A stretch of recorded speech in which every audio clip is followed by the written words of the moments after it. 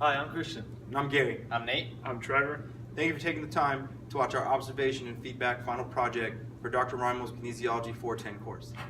All right, the first skill that we'll be demonstrating is a deadlift. We will be using an unskilled model where our athlete is unskilled in deadlifting, fully developed, but with low confidence. He will be observing an intermediate athlete who was once where he is. The skill will be performed in an open gym setting during training.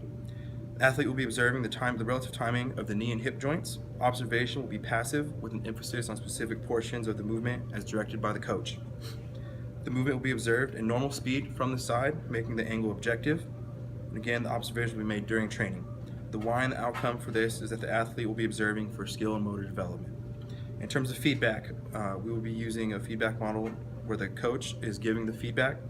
The feedback will be given during training after each attempt. We will be giving prescriptive knowledge performance feedback due to the athlete being inexperienced. Due to the athlete having low self-esteem, we want our feedback to be focused on the correctness of the athlete's movement. We will be giving verbal feedback at a high frequency again due to the athlete's inexperience. We'll be giving terminal augmented feedback following each rep. Again, we will be giving feedback for the purpose of skill development.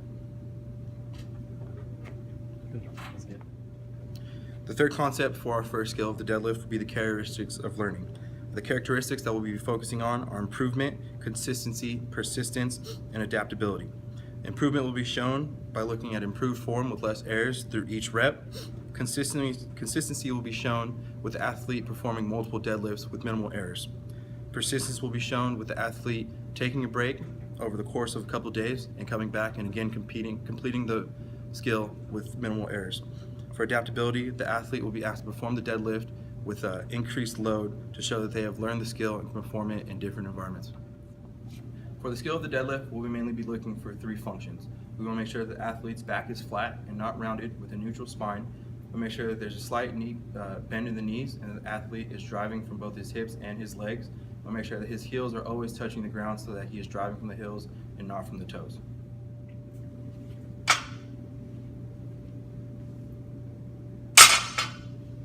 Alright, so the speed of the lift is actually pretty good, but you need to keep your back straight. So I want you to observe Trevor and see how, focus on how he keeps his back in neutral position.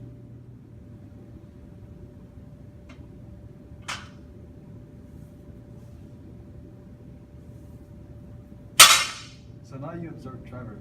I want you to try again, but this time keep your back straight.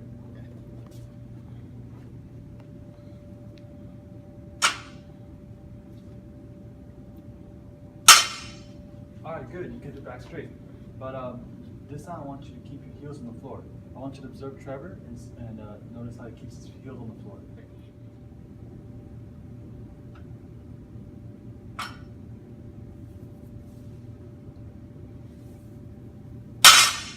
So now you observe Trevor. I want you to try again, but keep your heels on the floor. Okay.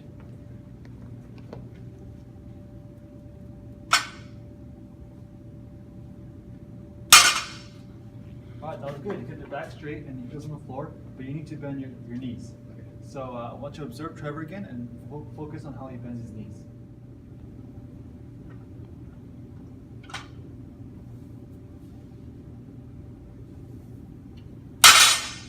So now you observe Trevor. I want you to focus on keeping your knees bent. Okay.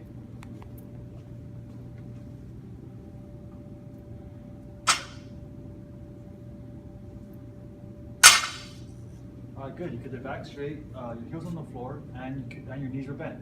So go ahead and try again for me. Okay.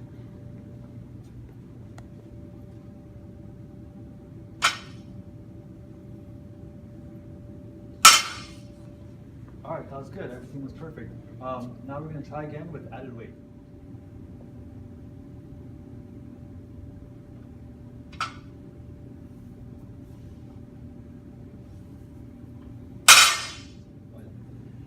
Alright, so for this set, I add 45 plates on each side, so go ahead and try that for me.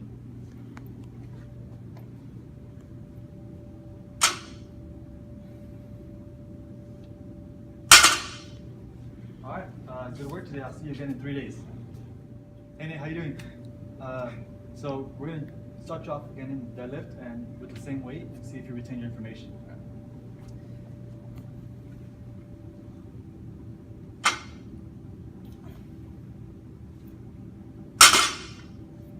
All right, pretty good. Form looked perfect.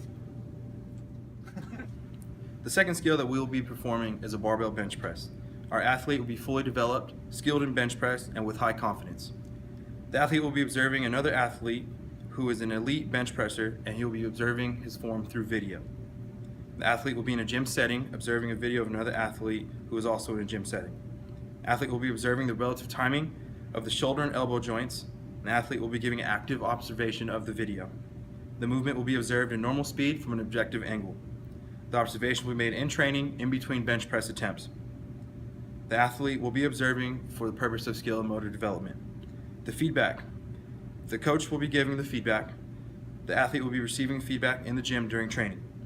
We will be focusing on descriptive feedback, and we will be focusing on errors and correctness due to the athlete being experienced in bench press and with high confidence. We'll be giving verbal feedback at a low frequency due to our athlete being experienced. The athlete will benefit from both intrinsic and extrinsic feedback. We'll be giving terminal augmented feedback after each bench press attempt. We'll be giving feedback again for the purpose of motor and skill development. The bench press is a low complexity, high organizational skill, and thus we'll be practicing the skill in whole practice. During the bench press, we'll be looking for a few specific things from our athlete. In terms of form, we want to make sure that the athlete has no elbow flare. This means that their elbows will be below their shoulders for the duration of the attempt. We also want to make sure that the bar is coming down to proper placement on the chest. We are aiming to come down at the nipple line, not anything above or below. We also want to make sure that the athlete is keeping 5 points of contact throughout the movement, most importantly being the butt. We want to make sure that his butt is touching the bench at all times.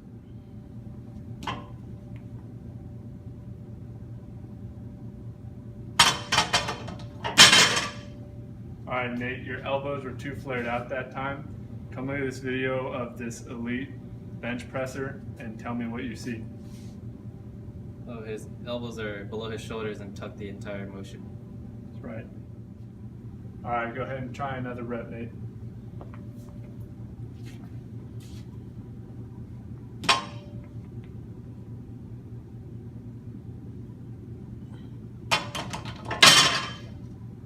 All right, that time the bar was too high up on your chest. Come watch this video again and tell me what you see. Oh, the bar is coming right down where his nipple line is at. That's right. Go ahead and take another rep.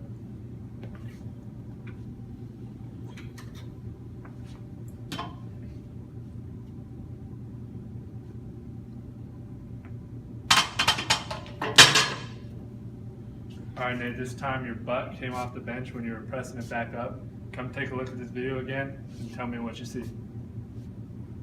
His butt stays on the bench the entire time. Yeah. All right, Nate, let's go ahead and get another rep.